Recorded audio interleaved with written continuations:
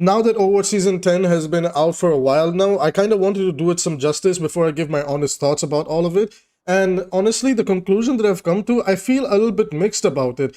And I let I let all the changes sink in, the way the new Battle Pass system works for the Mythic, the way things work from Mirror Watch, how the new game mode Clash felt and everything, the current season changes from a balance point POV. I let all of that really sink in and didn't let any recency bias take over. And once, I've been playing with friends, solo queue, like duo queue here and there, in a stack, in 5 stacks, in scrims and stuff, I feel like I've gotten a pretty good idea on how I feel about the season, and honestly, it's very mixed. So I'm not going to waste any more time, and we're going to talk about a lot of the different things that's happening in Season 10. First of all, I want to get started with the Battle Pass and the shop, and there's some misconceptions about the Mythic Prism, so I'm just going to quickly clear that up. Yes, you can access a Mythic shop, and if you are accessing a Mythic shop, you can, in total, purchase a Mythic skin for 50 prisms, or the way you can unlock the different customizations is by basically having, in grand total, you're supposed to have 80 prisms, right? So this is the 50, 60, 70, 80. That's kind of how they've made all of it, right? For you to unlock. For all of them, I think. I don't know because I pretty much have all of them unlocked since I've been playing, I play this game religiously. So I have everything. So, I do believe that's how it works because I did check on my alt account. Now, the thing is the price for the Mythic Prisms, if you're not earning them through the Battle Pass, is ridiculous. I'm gonna side with the people that do say that. Like, it is pretty ridiculous. So if I show you guys Mythic Prism prices, so you can see over here, well, it doesn't give me the prices right now, but if I'm understanding it correctly, in grand total, it can cost you to about over $70 or euros. I'm not entirely sure. Which, I'm not going to lie, is pretty ridiculous, right? However, I'm going to be keeping it real with you guys. If you are interested in unlocking Mythic skins and things like that, you shouldn't be aiming for buying them directly unless you really want to. The best way to unlock Mythic skins is to just pay the initial $10, unlock a Battle Pass, and earn the Mythic Prisms in there, because, that's like for 10 bucks, just grind and play the game like you usually would, and then finally go to the Mythic shop and get yourself any Mythic that you want. Now, obviously, if you want the Grand Beast Ursa or the Ancient Caller Moira, they're going to be rotating in slowly one by one, because each Mythic skin that, the most latest Mythic skin will then come out 2 seasons later. So, for example, Moira is going to come out 2 seasons from now, right? But that gives you more than enough time to, if you want the current Mythic skin or if you want some other ones, overall, the idea behind it is nice, and if you are going to do this, please, for the love of God, just spend the 10 on the Battle Pass, play the game normally, and unlock it through that way if you want. However, if you do want to collect more than all of that, then unfortunately, unless you want to be patient about it, you are going to have to cough up some money. Now, while we're on that same topic about the, the Mythic Prism shops and everything, I really want to talk about this problem that I feel like, again, Blizzard just completely does not understand. So we talked about this on the live stream yesterday, and this is the Hashimoto Hanzo bundle. And this is not a legendary skin. This is, at best, when I first saw it, when I first saw these skins get revealed, I thought this was going to be an epic skin, and it is not. Like, $25 for the full bundle, $1,900 or coins for just the skin. This is a recolor of his base. So if I go to Hanzo really quickly over here, this is his kimono, this is like the extra vest he has, okay, and this is what that looks like. Now, if I quite literally jump over to Hashimoto, you will notice that it's literally a white recolor with a mask put on, and they expect you to pay the 1,900 coins. That's ridiculous, because if you look at the other 1,900 skins, something like Cupid, this is actually like a completely different skin with unique visuals and a completely new bow. And this is the thing that makes me really upset too. If you go to Hashimoto Hanzo, it's legit his just default bow colored white. Like, what is this, Blizzard?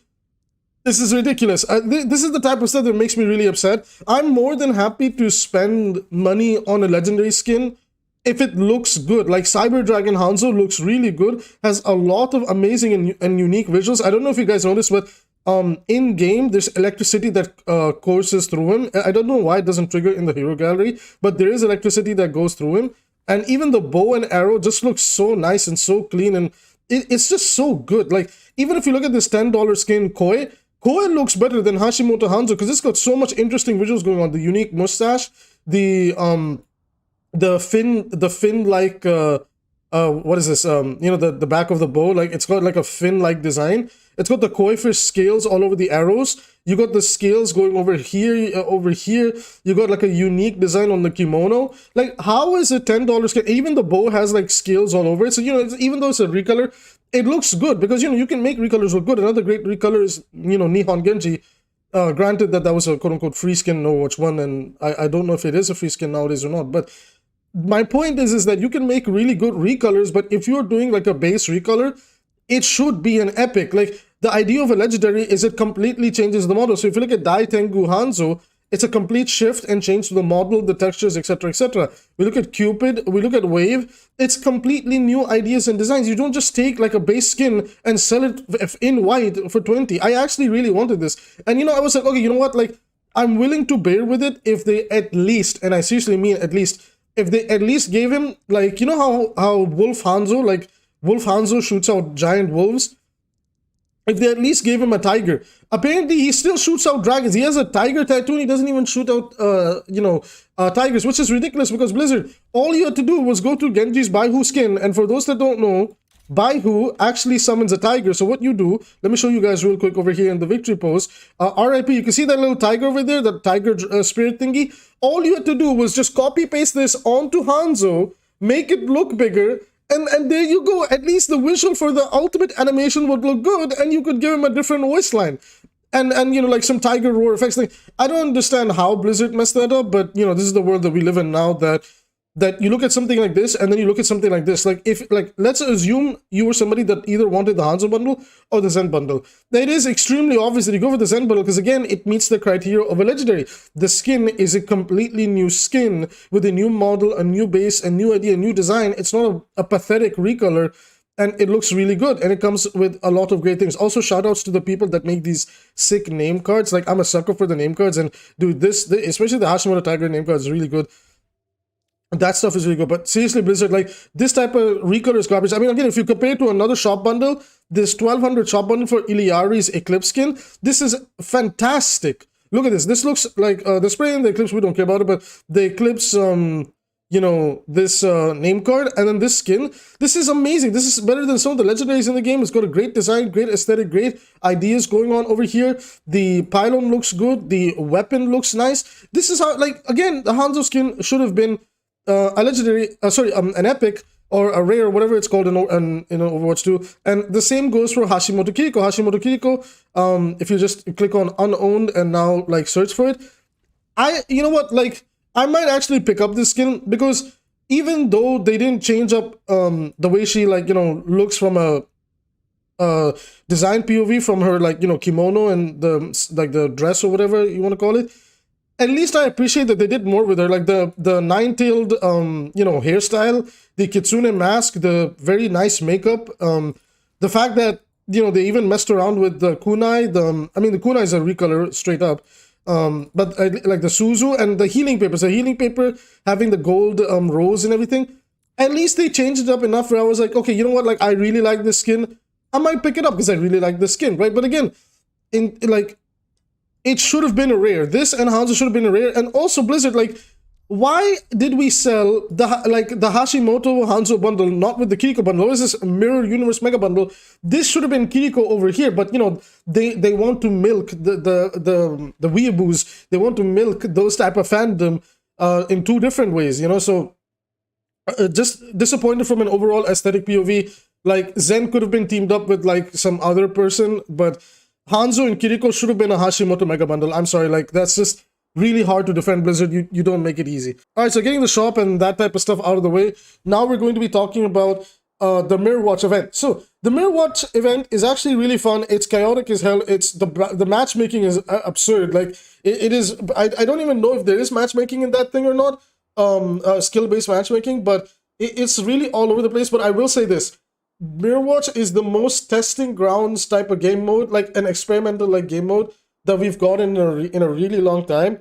because you can see that they genuinely are testing a lot of different things. So for those of you that don't know, for many months on this channel, I've been pushing for the idea that we really need to rework Ana's nade, right? And Mirror Watch, again, not a lot of people are talking about it, But in Mirwatch, they're actually testing Ana's grenade from the POV that it's a heal reduction grenade, which is amazing. Like, I've been playing Ana over there, and I've also been playing, you know, tank and DPS, and it feels better to play against. Like, you still can win off of the heal reduction effect, but it allows the tank, especially the tank role, to feel like they can breathe a little bit more, you know. So Ana still maintains her power, but it's not oppressive, right? And that's kind of what we want. And I already talked about the way I wanted to buff Ana was to put power into her weapon. So Mirwatch is great for that. Another thing is, you know, if anybody remembers my infamous Reinhardt rant video, in my Reinhardt rant video, I basically said, like, Rein's biggest problem is he's lacking speed, because we've seen a mobility creep in the game, that even if you get into the best position possible with Reinhardt, people will just run away anyway, which is ridiculous for Rein. So the next thing that we can help Reinhardt out with is his ability to duel other targets. So they actually did this thing for Rein where after every third swing, so it's not going to matter that much against squishy targets, because, you know, usually against squishy targets, 3 swings is more than enough to get rid of them. For his matchup against tanks, where Rein, like, struggles a lot against a lot of tanks in the game, they basically made it so that after the third swing, Rein's hammer swinging speed increases, which when I was playing against the different tank lineup, like mostly against Dooms and things like that, it actually felt really good. So I really hope Blizzard keeps these 2 changes. In my honest opinion, and I will revisit this in the future, I might make a next video. The next video might literally be Mirwatch abilities to keep and things like that. But in my personal, like, doing a quick summary over here, the two ones that stood out to me the most is Reinhardt's swing speed buff after the third swing, and Ana anti nade being shifted to a heal reduction nade. This is without a doubt, put these in the game right now, it's amazing. The changes in here are amazing, and again, it just disappoints me because, like, and that brings us to our next topic, is the balance of the current patch is absolutely ridiculous. So I'm going to quickly bring up the patch notes on the screen right now. We're going to scroll down. And, you know, we've seen I've reacted to the patch notes and everything already. And again, like, a lot of these are pretty negligible. Again, Wrecking Ball is, like, underrated, and not a lot of people. Again, this, like, Ball's changes are really good, but only to the people that understand, number 1, how to play ball, and then number 2, how to play with a ball. Like, it's like you as a player have to understand how to play with the Wrecking Ball to get value. So whenever I play with Playmaker, I know how to play with Wrecking Ball. So we have a good time, but people on ladder and things like that, it's a completely different topic. But again, you know, it is what it is. So the Sombra nerf was negligible. She's still one of the best DPS in the game. Tracer nerf was negligible. Still the best DPS in the game. Venture's changes are, again, makes them a little bit more inconsistent, but negligible because they're still very, very good. Venture's a very hit and miss character, so they're pretty, like, nice to me. I like them a lot. 𝐒𝐈 change, it's okay. Like, it is a net buff. Like, the way the primary fire works, recovery wise, isn't that felt. So overall, 𝐒𝐈 did get a bit of a net buff over here. Lucio got a little bit wonkier, but it's not that bad. Lifeweaver is out of control, and they really need to think about the way that they changed them up, because I'm sorry, like, Lifeweaver is actually an A-tier support right now, and don't let anybody tell you otherwise. He's actually very strong right now if you know what to do with him. And Moira is still one of the best. Well, in my opinion, she's the best support in the game, and I don't want to debate on that. So the meta really hasn't shifted. It is still some variation of dive and basically, like, some form of a poke comp once Orisa kind of comes in. And I'm sorry, like, dude, like, I might even do a second video on Orisa and ranting about her, because how is Orisa allowed to stay the meta-defining tank? And on that same note, Orisa is not the only character that's actually very strong. Roadhog and Mauger are very, very powerful behind her. So I really hope that when we do get around to nerfing these characters, Orisa, Mauger, and Roadhog are like, all of them go together. Because they're very, very oppressive in what they want to do. And the windows to interacting with them is so little that it just, again, it's like that double shield style of gameplay that Blizzard just never wants to go away from. Is, well, you're just going to keep shooting this wall and it's never going to die, so just whatever, right?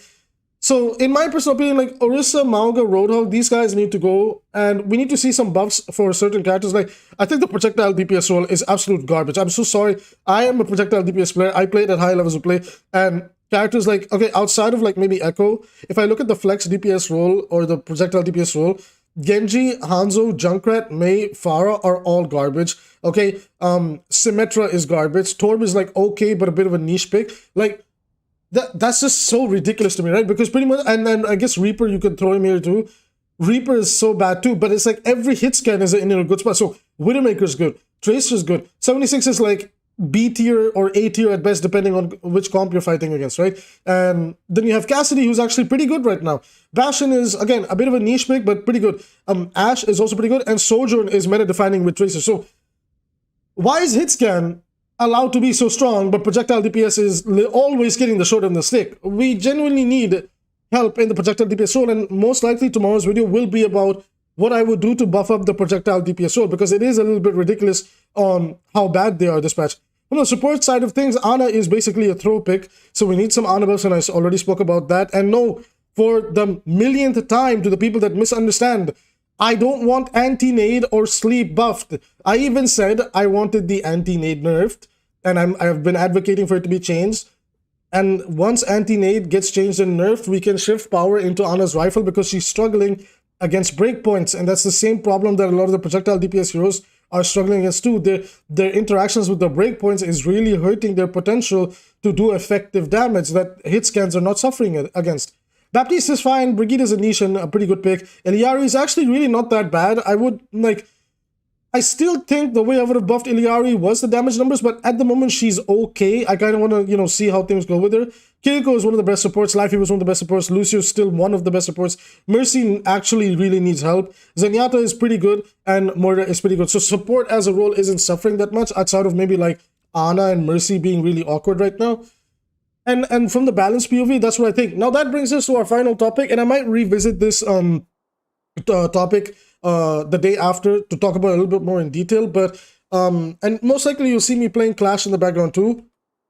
Clash as a game mode is actually really fun and chaotic. It reminds me of really old school Overwatch, but it brings in the same problems of 2CP that, again, people like in the era that we were playing 2CP, people didn't understand. And let me tell you guys something, right?